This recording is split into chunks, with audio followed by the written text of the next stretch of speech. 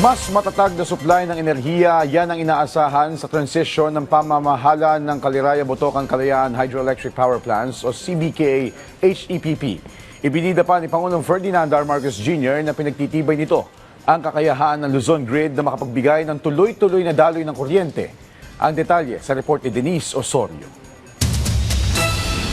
Tila isang dambuhalang baterya ng Luzon Grid ang Caliraya Botocan Kalayaan o CBK Hydro Complex sa Kalayaan, Laguna. Sa kakayanan nitong mag-imbak at maglabas ng kuryente depende sa pangangailangan ng Luzon Grid. Ayon kay Pangulong Ferdinand R. Marcos Jr., matutulak nito ang energy system na maging mas maasahan at mas handa sa pangangailangan sa mga susunod na taon. Kinilala rin ng Pangulo ang papel ng pumped storage technology sa pagpapanatili ng grid stability, lalo habang dumarami ang intermittent renewables tulad ng solar at wind. With this privatization completed through the successful bid of over 36.27 billion pesos, the government is able to unlock significant resources while ensuring the continued operation of a strategically important energy asset. In doing so, the government can invest where it matters most, in our people.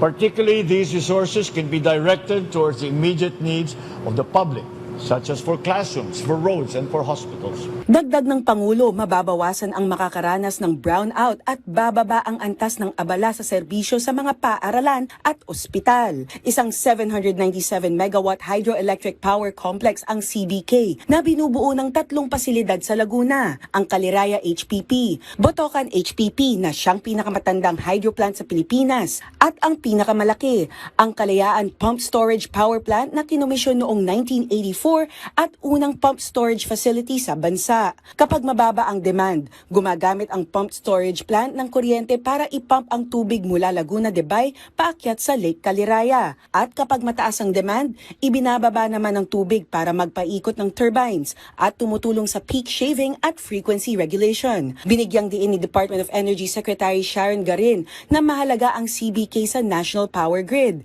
lalo kapag tumataas ang konsumo at kailangan ng extra support para sa reliability. For sure, CBK will be a big help kung may kulang tayo.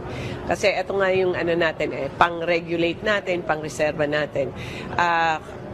Ito lang actually ang nag-iisa sa buong bansa na pump storage natin. So talagang this is a national treasure.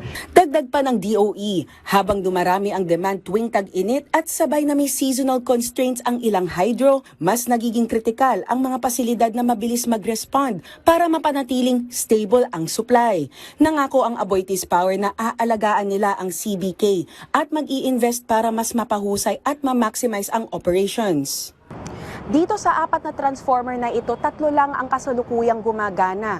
Target ng Aboitiz Power na maayos yung isang sirang transformer sa loob ng 3 buwan mula ngayong araw para tuluyang magamit ng full force ang 4 na generator para masuplayan ng maayos ang buong Pilipinas on demand o pag kinakailangan. Hindi rin kasi ito tulad ng ibang mga renewable energy tulad ng solar na nakadepende sa liwanag ng araw o ng hangin na nakadepende sa lakas ng hangin. Pwede rin kasi nitong kontrolin ang paglikha ng energy.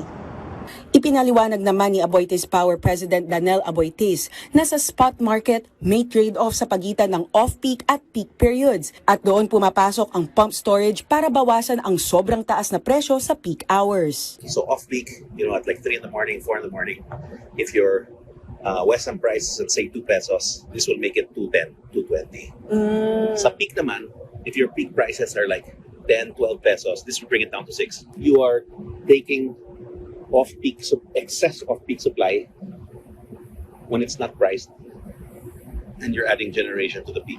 Dagdag pa ng Aboitiz Group of Companies, strategic asset ang CBK dahil nagbibigay ito ng flexibility, stability, at resilience para masalo ang peak demand, suportahan ang reserves, at makatulong sa pag-integrate ng mas maraming renewables nang hindi naaapektuhan ang reliability.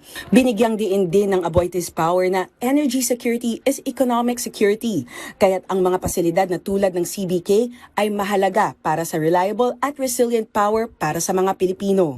Denise Osorio, para sa Pambansang TV, sa Bagong Pilipinas.